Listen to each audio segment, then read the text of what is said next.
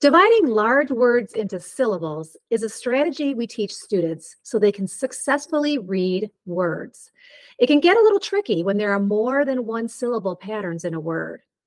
In this Tools in 10, I will go over the first 4 syllable pattern types and how to divide them. After that, I will demonstrate how to divide 3 syllable words that have multiple types of syllable patterns in them.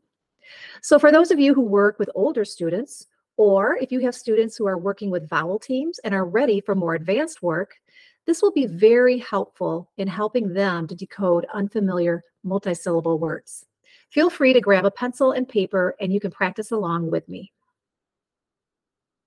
I will be referring to the syllable division guide for reading. You can print it out if you don't already have one and use it as we practice some words. This guide lists the syllable patterns in the order that they are taught in the Brain-Friendly Reading program, the page number of the lesson, specific notes for that particular pattern, examples of words and how to mark and divide them, and a how-to column with step-by-step directions. The first and most simplest syllable pattern that we teach children is the VCCV pattern. Dividing words with this pattern just takes 3 steps. 1, mark the vowels. 2, mark the consonants in between the vowels. Note that we don't mark all of the consonants, just the ones in between those 2 vowels. And 3, divide between the consonants. So what happens when you have more than 2 consonants between the vowels? Many times you may have 3 consonants and sometimes 4 or even 5 in between vowels. We still mark the vowels and mark the consonants in between the vowels. Here's where it is different. If there are 3 consonants in between the vowels, you're simply going to find consonant blends and other chunks from the charts that you keep together. We have our blends chart that lists all of our 2- and 3-letter consonant blends and the H brothers. On the first and second charts, we have chunks that make one sound, such as ing, ang, ong, ung, ink, ank, onk, onk. And we also have CK, TCH, and DGE, which often stay together. We keep those blends and chunks together and divide either before it or after it, depending on if it is a beginning blend or an ending blend or chunk. The word 100 has a beginning blend, dr, dr. We will keep that together and divide before it. The word ringlet has an ing chunk that stays together.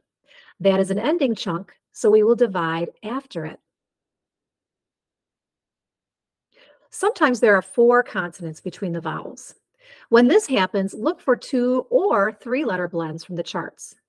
3-letter blends can stay together, but they don't always. In the word construct, STR is a 3-letter blend that can stay together. We would divide it before it since it is a beginning blend.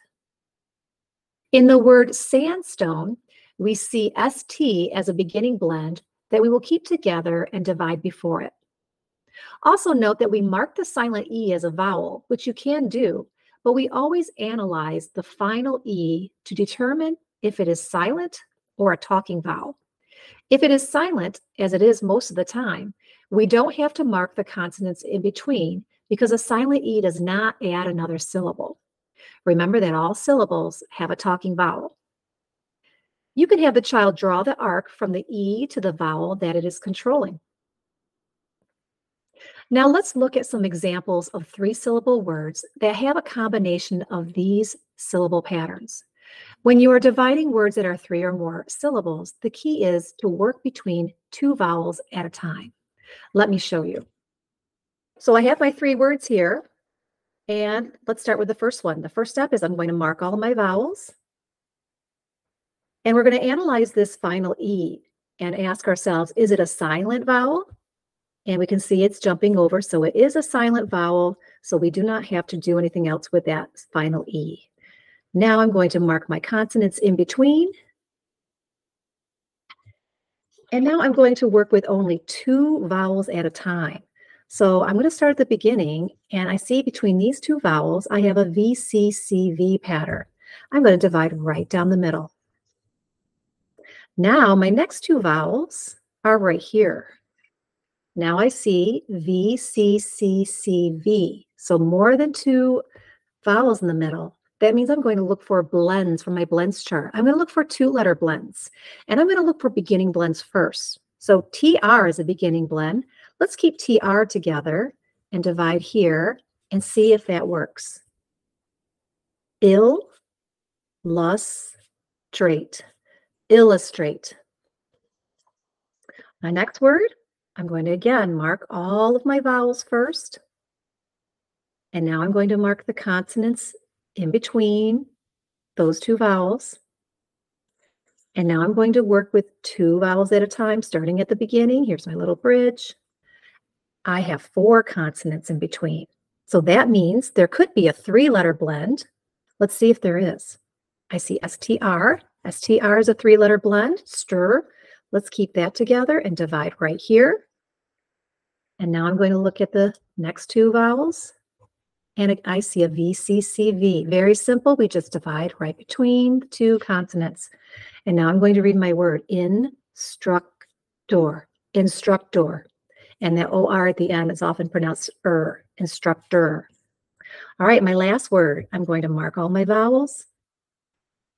And Y at the end is a vowel. So we will mark that. Mark consonants in between. Now I'm going to work between the first two vowels. And I see 3 consonants. That means we're going to look for blends or chunks. And here I know KR is not a chunk, or not a blend, I should say, but A and K is a chunk. So let's keep A and K together. It says ank, and divide right here. And now I'm going to work between the next two vowels. And again, I see 3 consonants. So that means I'm going to look for blends. Now, first I'm going to look for beginning blends. And I don't see any beginning blends here. So then I'm going to look for ending blends. And PT is an ending blend that goes at the end of a syllable or a word. So I'm going to divide after that. Now let's see if this makes a word. Bankruptcy. Bankruptcy. The third and fourth types of syllable patterns are VCV patterns. When there is only one consonant between the vowels, you have 2 choices. First choice is VCV1, when you divide after the vowel. This creates an open syllable, and the vowel will have a long sound. The second choice is VCV2, in which you divide after the consonant. This creates a closed syllable, and so the vowel will have a short sound. Let's look at some examples. Again, we mark our vowels first, then mark the consonants in between. In this column, we have words that are divided using first choice or VCV1. In each of these words, dividing after the vowel creates an open first syllable. So the vowel makes a long sound. Human, hyphen, rupee. Note that in the word hyphen, we marked a big C for PH because it is an H brother. We mark all H brothers with a big C because they make their own unique sound and stay together most of the time.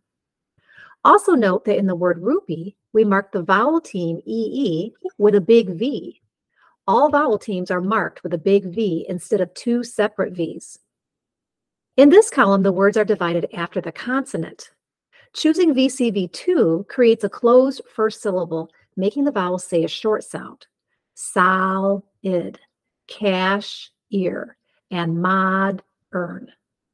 Note again for the word cashier that we marked SH with a big C because it is an H brother and stays together. And we marked the vowel team IE with a big V. Also note that bossy R's, like in the word modern, don't get a big V. Now let's do some practice dividing some 3 and 4 syllable words that have a variety of the syllable patterns that we have talked about.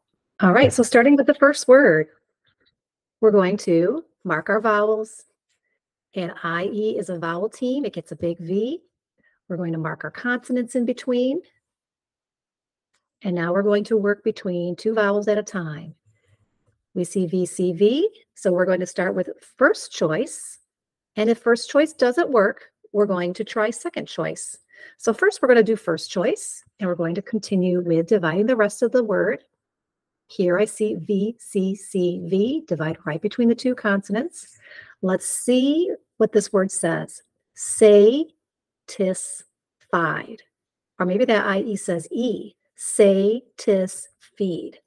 Neither one makes a familiar word. So now I'm going to change this part and try dividing it here, second choice. Now that A says a short sound. Satisfied. Yes, satisfied. My next word, I'm going to mark all of my vowels.